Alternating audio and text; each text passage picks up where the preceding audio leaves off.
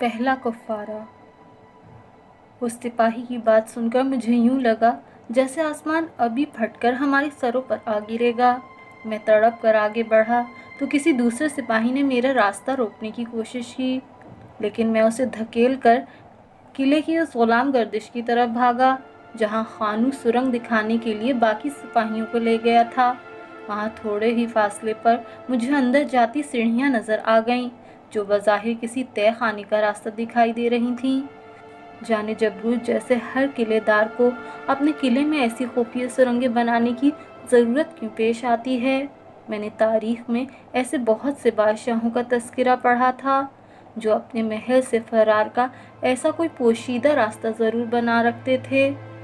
کیا جبر اور اقتدار ہمیشہ ہی سے چور راستوں کا محتاج رہا ہے؟ سرنگ کے اندر سپاہیوں کا جمگٹا سا تھا۔ انتہائی تنگ ہونے کے باوجود نہ جانے اس سرنگ میں ہوا کہاں سے آ رہی تھی۔ میں ٹارچ کی روشنی سے بنے دائرے سے ہوتا ہوا وہاں تک پہنچا جس جگہ کی سپاہی نے نشاندہی کی تھی۔ ہاں، وہ سلطان بابا ہی تھے، ہوش و حواس سے بیگانہ، نہایت زرد رنگت اور اکھڑی سانسوں کے ساتھ، بے سود پڑے ہوئے۔ کچھ سپاہی ان کے ہاتھ پاؤں مسل کر انہیں ہوش میں لانے کی کوشش کر رہے تھے۔ میرا دل ڈوبنے لگا۔ کچھ ہی دیر میں سلطان بابا کو باہر کھلی فضا میں پہنچا دیا گیا۔ بظاہر انہیں کوئی چوٹ لگی نظر نہیں آ رہی تھی۔ ایس پی صاحب نے جب کسی سپاہی کو اپنی گاڑی سے میڈیکل باکس لانے کا حکم دیا تو اگدا کھلا کہ وہ ڈاکٹر پہلے ہیں اور CSS آفیسر بعد میں۔ انہوں نے سلطان بابا کا تفصیلی معائنہ کیا اور ایک انجیکشن بھی لگا دیا۔ انہیں بھی بظاہر گھٹن اور تھکن کے علاوہ کوئی خاص علامت دکھائی نہیں دی، لیکن انہوں نے مجھے تلقین ضرور کر دی کہ پہلی ہی فرصت میں انہیں کسی بڑے ہسپتال میں مکمل طبی معائنے کے لیے ضرور لے جاؤں۔ قلعے میں ابھی تک افراتفری پھیلی ہوئی تھی۔ سپاہیوں کے ساتھ زنانہ پولیس بھی تھی جس نے قلعے کی تمام خواتین کو اندرونی احاطے میں جمع کر کے انہیں تسلی دی کہ فی الوقت ان میں سے کسی کو پریشان ہونے کی ضرورت نہیں، وہ اپنے اپنے کمروں میں آرام کریں۔ البتہ واضح رہے کہ ان میں سے کسی کو بھی قلعے چھوڑنے کی اجازت نہیں ہے۔ رات تیزی سے ڈھل رہی تھی۔ میں وہیں سلطان بابا کے سرہانے پریشان بیٹھا بار بار ان کا ماتھا چھو کر دیکھ رہا تھا۔ مجھے کچھ حدت سی محسوس ہوئی تو میں نے جلدی سے SP صاحب کو بلا لیا۔ انہوں نے تصدیق کی، ہاں، کچھ بخار سا تو ہے، لیکن اتنی تھکن کے بعد یہ کوئی تشویش کی بات نہیں۔ میں نے ان سے جبروت کے بارے میں پوچھا تو انہوں نے بتایا کہ سارے علاقے کا محاصرہ کر لیا گیا ہے، لیکن فی الحال اس کی حراست کی اطلاع نہیں آئی۔ میں نے بھیڑ میں سے سکینہ کی نانا نانی کو دیکھا تو جی چاہا کہ دوڑ کر کہیں چھپ جاؤں، لیکن وہ تو خود مجھے ہی تلاش کر رہے تھے۔ ظاہر ہے ان کے پاس وہی ایک تھا جس کے بارے میں سوچ کر ہی میری سانسیں گھٹنے لگی تھیں۔ اچانک ہجوم میں خانو مجھے ایک جانب کھڑا نظر آیا۔ میں نے اشارے سے اسے اپنے پاس بلایا۔ وہ جلدی سے میری جانب بڑھا۔ تم اپنے گناہوں کا کفارہ ادا کرنا چاہتے تھے نا؟ ہاں، اور اسی لیے میں نے خود پولیس کو اپنے بارے میں سب بتا دیا ہے۔ SP صاحب نے مجھے جبروت کے خلاف سلطانی گواہ بنانے کا وعدہ بھی کیا ہے۔ مجھے جبروت کے ہر گناہ کا اقرار بیان کی صورت میں بھری عدالت میں کرنا ہوگا، اور میں اس کے لیے تیار ہوں۔ بلکہ پولیس اگر مجھے سلطانی گواہ نہ بھی بنائے تب بھی عدالت میں بیان ضرور دوں گا۔ میں نے غور سے خانو کی جانب دیکھا۔ نہیں، تم ضرور سلطانی گواہ ہی بنو گے، لیکن یہ تمہارا کفارہ نہیں ہوگا۔ تمہارا اصل کفارہ تمہاری رہائی کے بعد شروع ہوگا۔ بولو، منظور ہے؟ خانو نے میرے ہاتھ پکڑ کر اپنی آنکھوں سے لگا لیے۔ تمہارے لیے خانو کی جان بھی حاضر ہے، تم صرف کفارے کی بات کرتے۔ میں نے اسے دور کھڑے بوڑھے جوڑے کی طرف اشارہ کر کے بتایا، یہ بوڑھا اور بڑھیا اسی سکینہ کے نانا اور نانی ہیں جو اسی قلعے کی کھولی نمبر 7 میں دفن ہے۔ تمہارا پہلا کفارہ یہی ہے کہ تم انہیں لے جا کر سکینہ کی قبر دکھاؤ اور اس بڑھیا کے شانوں پر پڑی وہ آدھی پھٹی ہوئی پھولوں والی چادر اس بد نصیب کی قبر پر ڈال دو۔ خانو کے چہرے کا رنگ پیلا پڑ گیا اور وہ یوں ڈر کر 2 قدم پیچھے ہٹ گیا جیسے اس کے قدموں تلے کوئی بچھو نکل آیا ہو۔ نہیں نہیں، یہ مجھ سے نہیں ہوگا، تم چاہو تو میرا سر کاٹ کے ان کے قدموں میں ڈال دو، لیکن کیا؟ ابھی تو تم دعویٰ کر رہے تھے کہ کفارے کے لیے ہر حد سے گزر جاؤ گے، پھر اس پہلی حد کو پار کرنے سے پہلے ہی تمہارے پاؤں کیوں جلنے لگے؟ وہ بے بسی سے تلملایا۔ نہیں، یہ بات نہیں ہے، لیکن میں ان کا سامنا کیسے کروں گا؟ میں نے اس کا چہرہ اپنی جانب موڑا۔ تمہیں صرف آج نہیں، ساری عمر ان کا سامنا کرنا ہے، کیونکہ تمہارا اصل کفارہ اب ان چاروں کی کفالت ہی ہے۔ اب تم ہی کو عمر بھر ان کی دیکھ بھال کرنی ہے۔ زندگی بھر کے گناہ دھونے کا اس سے بہترین موقع بھلا اور کیا ہوگا؟ خانوں نے شدید کشمکش کے عالم میں سکینہ کے بزرگوں کی جانب دیکھا۔ میں نے دھیرے سے اسے ان کی جانب دھکیل دیا۔ بڑھیا اپنے آس پاس سے گزرنے والے ہر شخص سے یہی پوچھ رہی تھی کہ کیا قلعے کے سارے قیدی رہا ہو چکے ہیں، اور کیا ان میں سے کسی نے ان کی سکینہ کو کہیں دیکھا؟ خانو دھیرے دھیرے چلتا ہوا ان کے قریب پہنچ گیا تھا۔ بوڑھی آنکھوں نے اس سے بھی یہی سوال پوچھا۔ خانو نے بنا کچھ کہے ان دونوں کا ہاتھ پکڑا اور اندرونی راہداری کی طرف بڑھ گیا۔ خانو کے قدموں میں واضح لرزش مجھے اتنی دور سے بھی نظر آ رہی تھی، لیکن یہ لڑکھڑاہٹ ان قدموں کی تھی جو آج زندگی میں پہلی مرتبہ کفارے کی راہ پر آگے بڑھ رہے تھے۔ جانے ہماری قدم تب اس طرح کیوں نہیں لڑکھڑاتے اور ڈگمگاتے جب ہم گناہ کے راستے پر بڑھ رہے ہوتے ہیں؟ نہ جانے قدرت ہم کمزور انسانوں کو اس قدر مضبوط کیوں سمجھتی ہے؟ سچ ہے کہ انسان کا مقدر یہ عمر بھر کی پھسلن ہی ایسے خوش نصیب ہوتے ہیں جو ازلی ڈھلان سے پھسلے بنا ہی سیدھے نیچے اتر جاتے ہیں۔ خانو کو کوٹڑیوں کی جانب گئے تھوڑی ہی دیر ہوئی تھی کہ اچانک بڑھیا کی چیخوں نے آسمان سر پہ اٹھا لیا۔ بوڑھے کے رونے کی آواز بھی سنائی دی تو ساری بستی والے اس جانب دوڑے۔ میں وہیں گمسم سلطان بابا کے سرہانے بیٹھا رہا کہ میں جانتا تھا کہ ان بد نصیبوں پہ کیا قیامت گزر چکی ہے۔ ایک لمحے کو مجھے یوں لگا کہ میں نے سکینہ کے نانا نانی کی آس سدا کے لیے توڑ کر کچھ اچھا نہیں کیا۔ کیا برا تھا اگر میں انہیں ان کی آخری چند سالوں میں اسی بھرم میں جینے دیتا کہ ان کی لاڈلی نواسی گمشدہ لیکن زندہ ہے۔ ہم میں سے بہت سے انسان اپنی ساری عمر زندگی ایسے ہی کسی جھوٹے بھرم میں گزار دیتے ہیں کہ وہ مجھے چھوڑ گئی لیکن وفا نہ تھی، وہ واپس لوٹا ہے تو پھر میرا ہی ہوگا کہ دنیا ہماری نہیں تو کیا، آخرت تو ہماری ہے۔ یا زندگی کس نے دیکھی ہے؟ جتنا بھی جینا ہے یہی جی لیں۔ تو اگر ایک بھرم اور بڑھ جاتا تو ایسا کیا گناہ ہو جاتا؟ لیکن میں اس عمر بھر کی اذیت سے بھی واقف تھا جو کسی کے نہ ختم ہونے والے انتظار کی صورت میں چھپتی ہے۔ انتظار تو خود پل پل وارد ہوتی موت کا نام ہے، اور ان میں سے ان دونوں کی بوڑھی آنکھوں کو انتظار اس سلیب پر مزید نہیں لٹکانا چاہتا تھا، اور ان دونوں کی بوڑھی آنکھوں کو انتظار کی اس سلیب پر مزید نہیں لٹکانا چاہتا تھا، ورنہ شاید ان کی پلکیں موت کے بعد بھی کھلی رہ جاتی۔ کچھ دیر میں سلطان بابا نے کراہتے ہوئے آنکھیں کھول دیں۔ میں جلدی سے ان پر جھکا۔ اب کیسے ہیں آپ نے تو میری جان ہی نکال دی تھی۔ ہوا کیا تھا؟ میں نے ایک ہی سانس میں کئی سوال کر ڈالے۔ سلطان بابا دھیرے سے مسکرائے۔ ابھی تک بہت جلد باز ہو۔ پھر انہوں نے آہستہ آہستہ سے بتایا کہ جبروت کے وہم و گمان میں بھی نہیں تھا کہ میں صرف 12 گھنٹے کے قلیب وقفے میں ضلع بھر کی پولیس لے کر قلعے کے دروازے پر آ پہنچوں گا۔ جیسے ہی اسے پولیس کی آمد کی اطلاع ملی اور صحرا سے آئی جیپ نے اسے بتایا کہ صحرا میں صرف اور صرف پولیس ہی کی گاڑیاں نظر آ رہی ہیں، تو اس نے سب سے حکومت میں موجود اپنے ان اعلیٰ عہدیداروں سے رابطہ کرنے کی کوشش کی، لیکن حسب معمول اسی موقع پر سب ہی نے کسی نہ کسی بہانے سے معذرت کر لی۔ ایک آدھ نے پولیس دربار کی گھنٹی ہلانے کی کوشش کی بھی تو وہاں نصیر صاحب کی ہدایت کا قفل پڑا پایا۔ جبروت کے پاس وقت تیزی سے ختم ہو رہا تھا اور فورس کال گڑھ میں داخل ہو چکی تھی۔ تبھی اس نے سلطان بابا کو طلب کر کے ان سے پوچھا کہ آخر وہ ہیں کون، لیکن اس سے پہلے کہ سلطان بابا کوئی جواب دے پاتے، عین اسی وقت گاڑیوں کی آوازیں قریب آنے لگیں اور مجبوراً جبروت کو افراتفری میں وہاں سے بھاگنا پڑا۔ جاتے جاتے اس نے ہر کاروں کو सुल्तान बाबा को भी साथ ले जाने का हुक्म दे दिया। लेकिन इस भाग दौड़ में सुल्तान बाबा के 2-4 धक्के सीने पर इस जोर से लगे कि वो भागने वालों की तेज़ी से कदमों के लिए सहमत बन गए। जबरूद आगे निकल चुका था।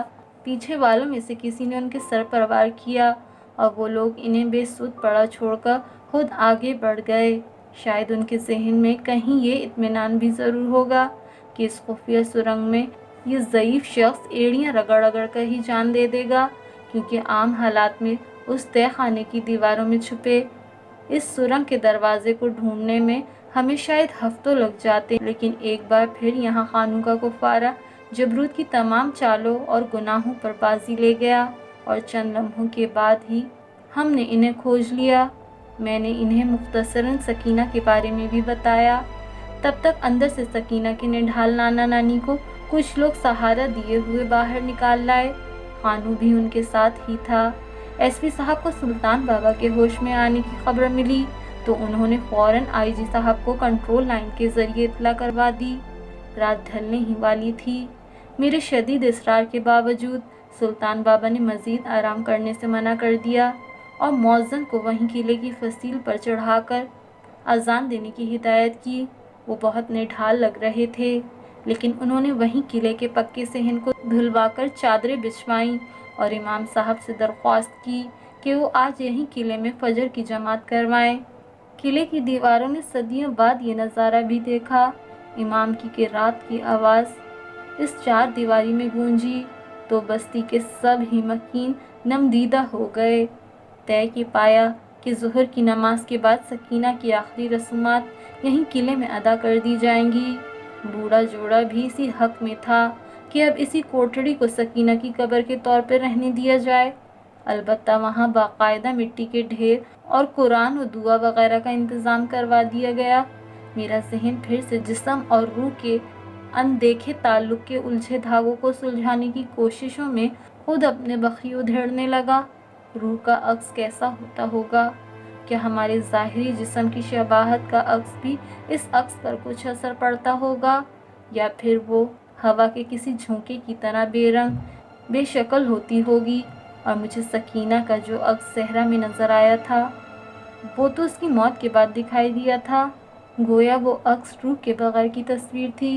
हम ख्वाब में जो चलती फिरती तस्वीरें देखते हैं वो भी तो बेजान ही होती हैं।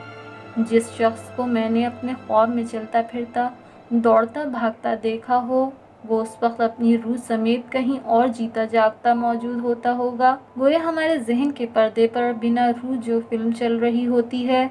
ज़रूरी नहीं कि कभी हमारा इस शख्स के जिस्म और रूह से कोई खूनी रिश्ता भी रहा हो। हम बिल्कुल अनजान और नए चेहरे भी अपने ख्वाब में देखते हैं। हमारा जहन इनका खाका कैसे तराश लेता है।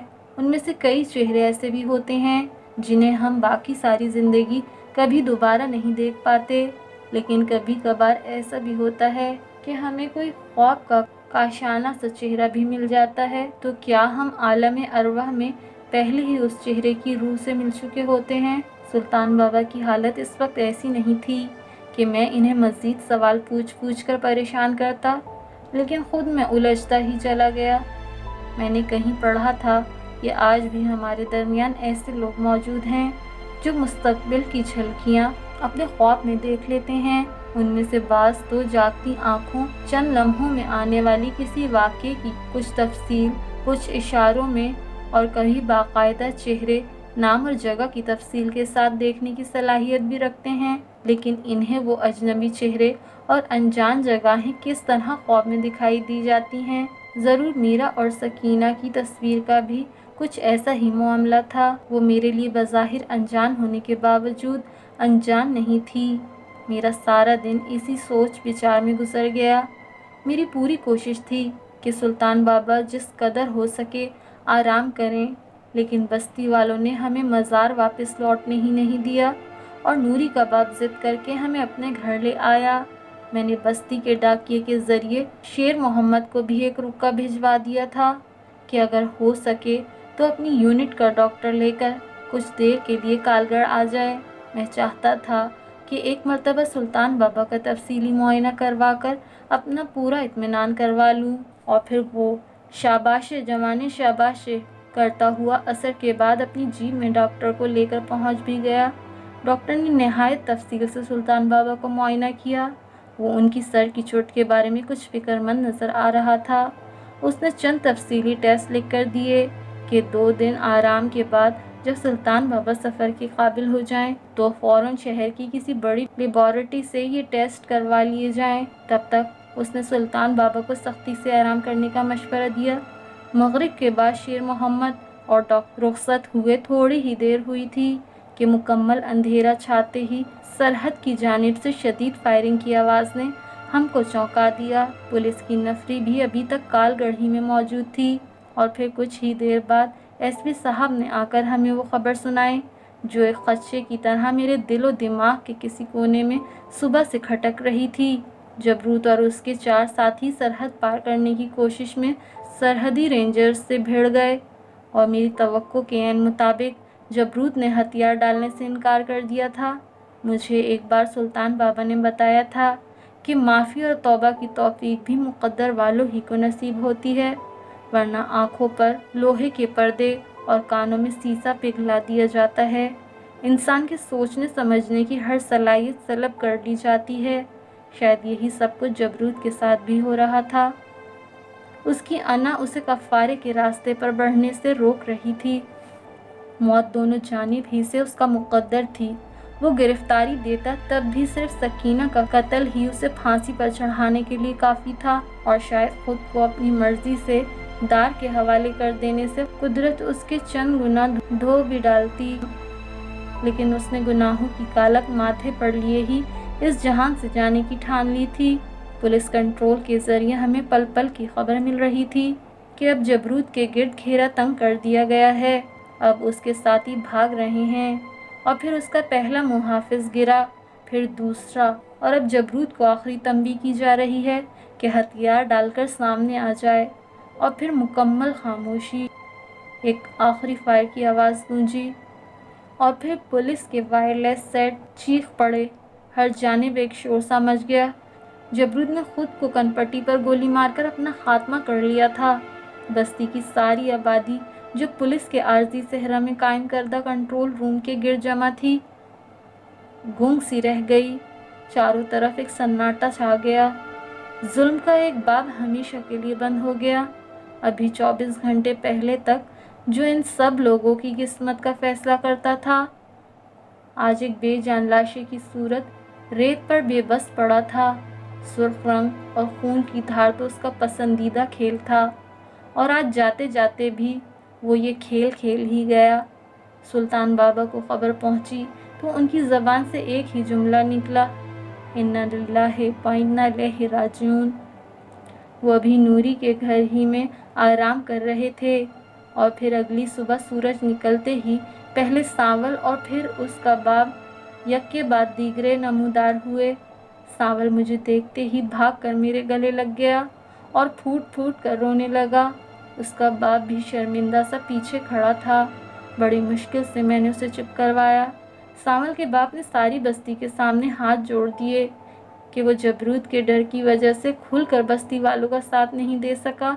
ना ही उसने अपने बेटे को जबरूत के नूरी के लिए भेजे गए रिश्ते और इस सारे मामले की खबर होने दी, क्योंकि उसे खदशा था कि वो अपने जवान बेटे से हाथ धो बैठेगा।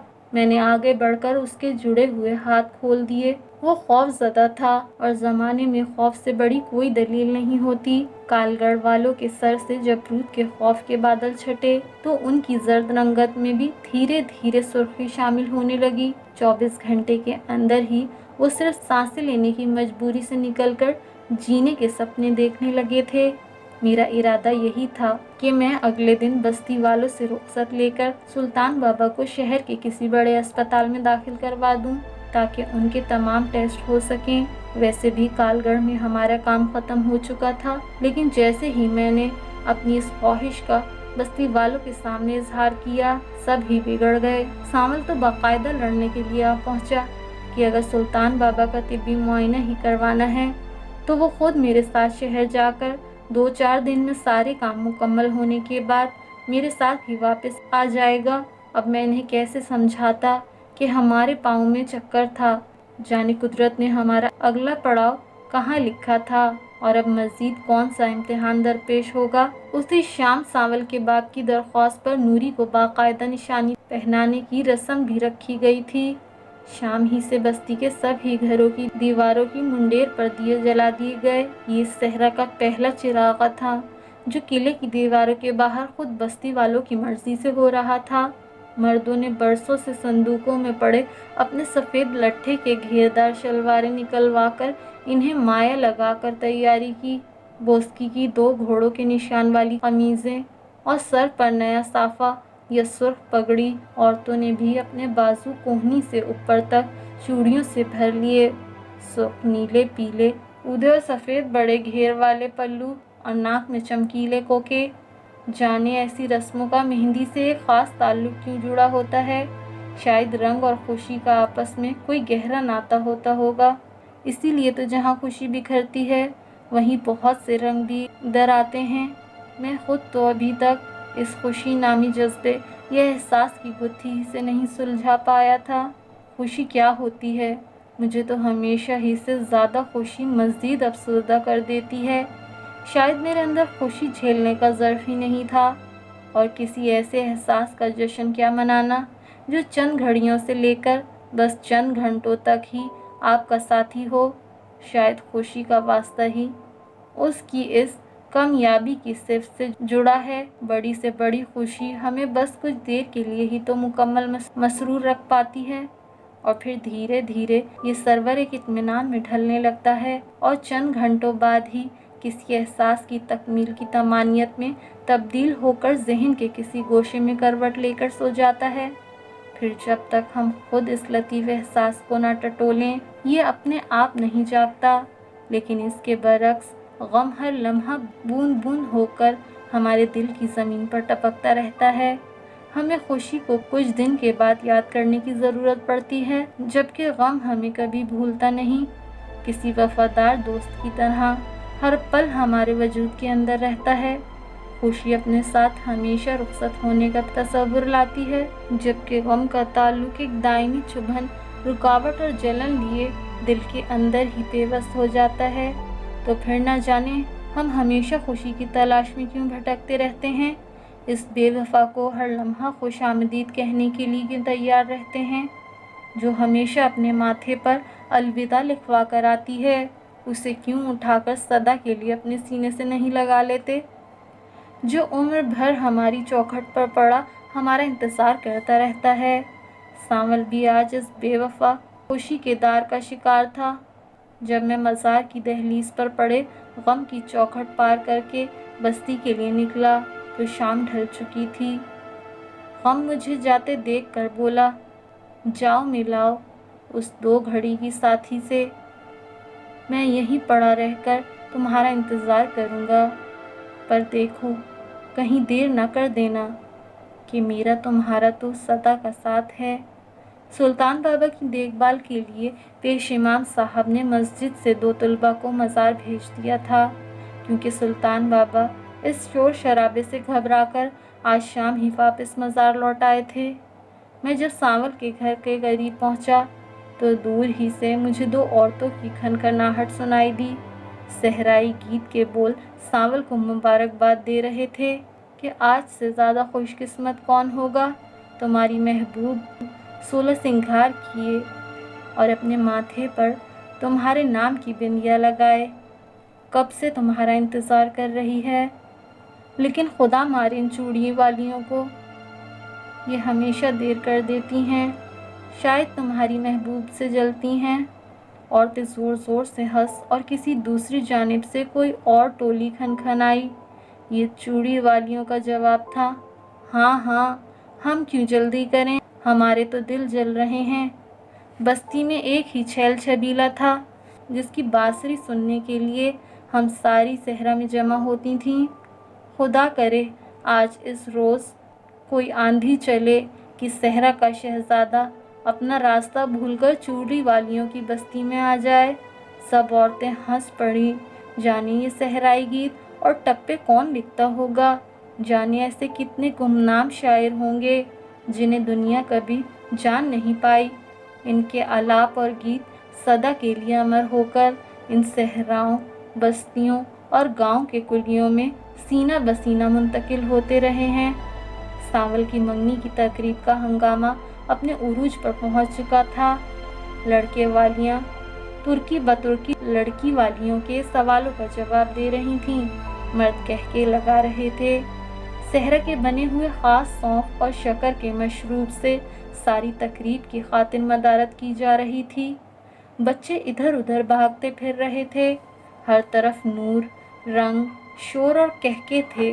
सांवल को औरतों के झुरमट से बाहर लाया गया तो सब ही उसकी जानिब दौड़े।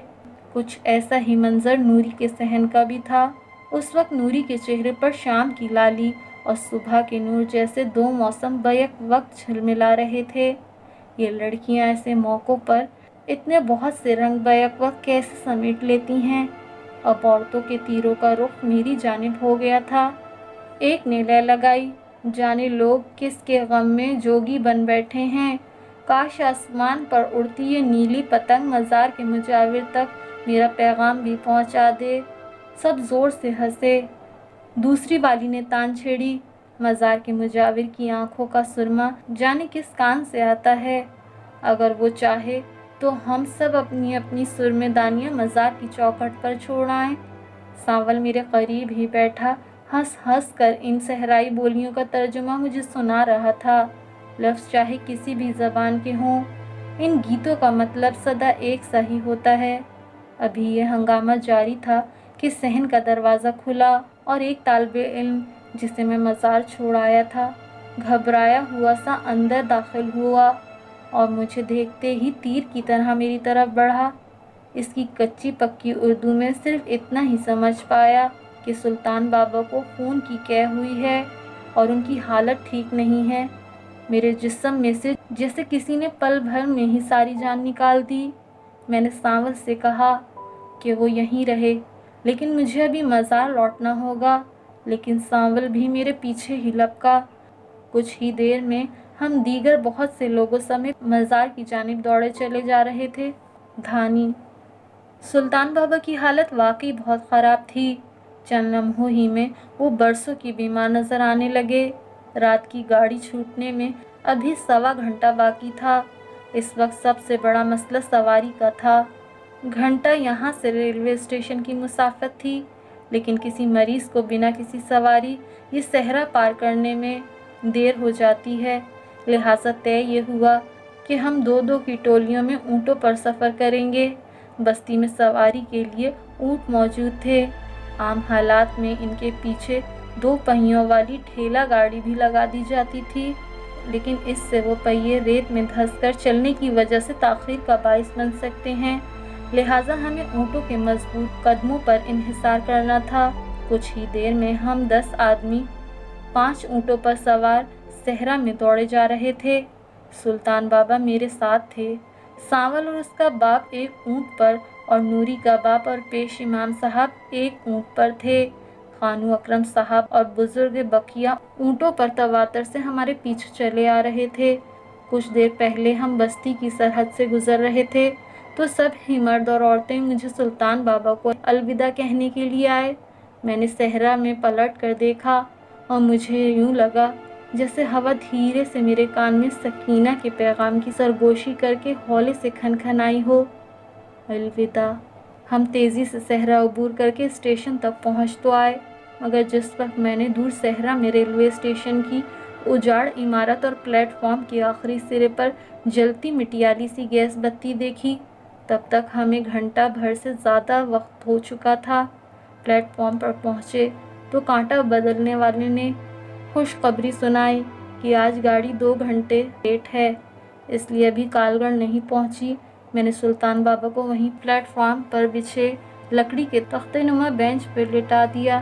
न जाने किन फिक्रों में वक्त गुजर गया और गाड़ी प्लेटफॉर्म पर आकर लग गई।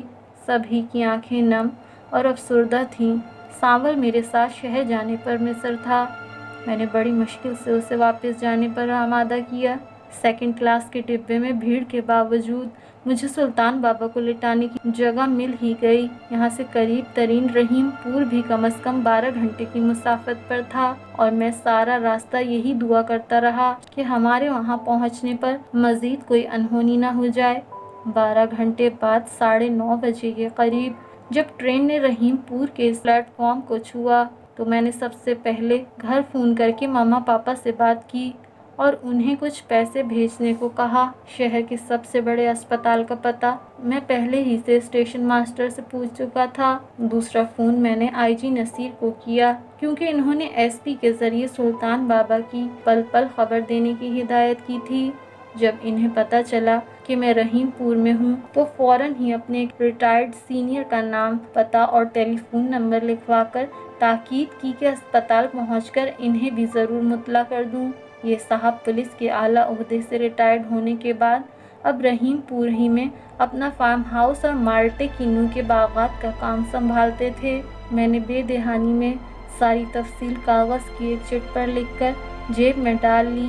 उस वक्त मेरी सारी तवज्जो इस जानिब थी कि किसी तरह जल्द अज जल्द सुल्तान बाबा को अस्पताल पहुंचा दूं। स्टेशन के बाहर टैक्सी स्टैंड से गाड़ी लेकर मैं लश्तम पश्तम इस बड़े निजी अस्पताल तक पहुंचा और यहाँ एक बार फिर मेरा हुलिया मेरे आड़े आ गया। बाहर खड़े दरबान को इस बात का यकीन ही नहीं था कि मैं इतने बड़े अस्पताल की फ़ीस भर सकूंगा। तब करीब से गुजरते एक मोहम्मद डॉक्टर को रोककर मैंने इससे दरख्वास्त की कि वो हमें अंदर जाने की इजाज़त दिलवाए। पापा रकम पहले ही अस्पताल के अकाउंट में मुंतकिल करवा चुके थे। वो कोई भला इंसान था।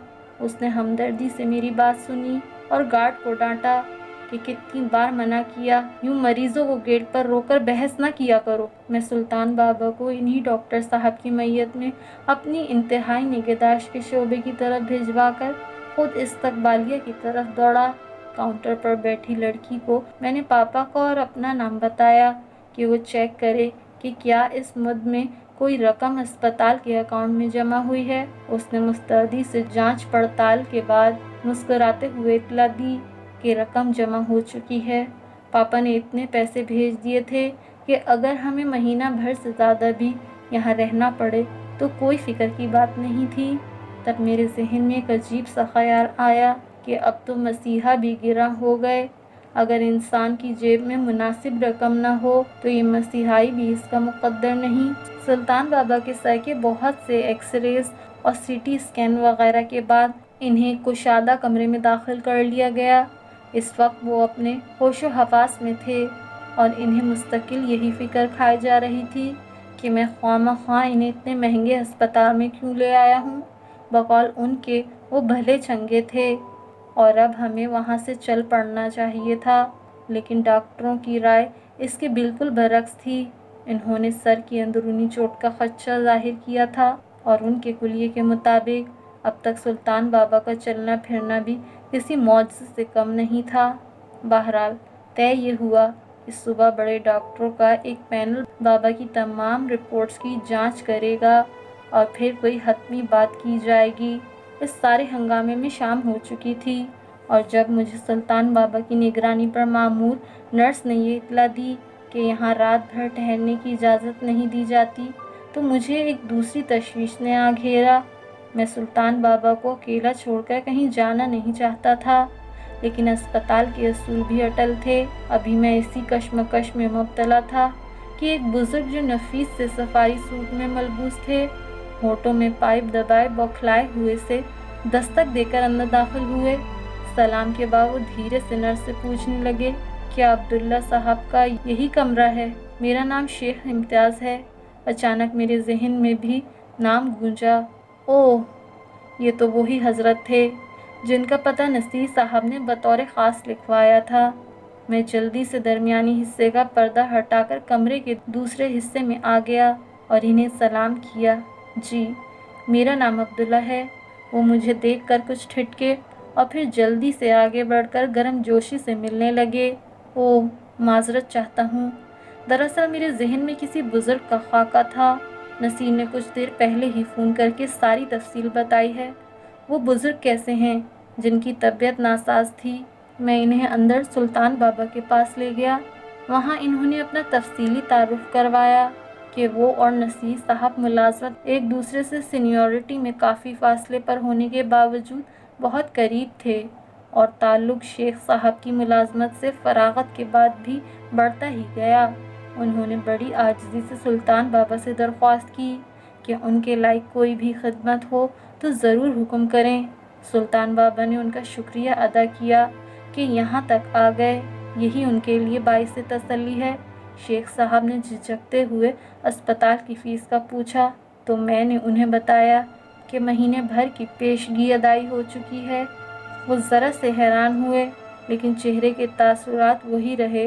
ہمارے ظاہری حلیے کو دیکھتے ہوئے ان کی حیرت بجا تھی کہ کاغذ کے اس مخصوص ٹکڑوں کی اہمیت کی جگہ مسلم ہے۔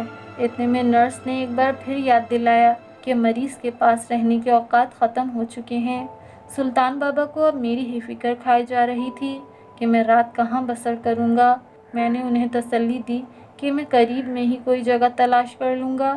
وہ اپنے ذہن پر بوجھ نہ ڈالیں اور ڈاکٹر کی ہدایت کے مطابق دوا لیتے رہیں۔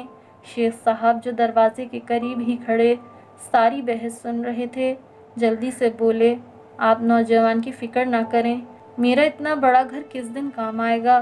عبداللہ میاں کو میں اپنے ساتھ ہی لے جاؤں گا، صبح ٹھیک وقت پر دوبارہ یہاں پہنچا بھی دوں گا۔ سلطان بابا میرے چہرے پر پس و پش کے آثار دیکھ کر سمجھ گئے کہ میں ان تکلفات میں پڑنے سے کترا رہا ہوں۔ انسان جب تک اکیلا اور اپنے بس میں ہو تو آزاد ہے، کسی اور کے کرم پر ہو تو جکڑ جاتا ہے۔ میں جب تک اپنے گھر میں بھی تھا تب بھی مجھے گھر کی پابندیاں، ماما پاپا کی نصیحتیں کبھی مخصوص اوقات کا پابند نہیں کر سکی تھیں۔ بیرونی گیٹ کی ایک چابی ہمیشہ میری گاڑی کے چابی کے چھلے میں موجود رہتی تھی تاکہ جب کبھی میں آدھی رات کو اپنی مٹر گشت کے بعد گھر پہنچوں تو مجھے ہارن بجا کر دروازہ نہ کھلوانا پڑے۔ مجھے بند دروازوں، لگے بندھے نظام الاوقات اور ایسی ہر پابندی سے خدا واسطے کا ہی بیر تھا جو میرے اندر کی آزاد دنیا کو قید کرنے کی کوشش کرتی، اور شاید وہ آوارہ گرد ساحر اب بھی مجھ میں کہیں چھپا بیٹھا تھا۔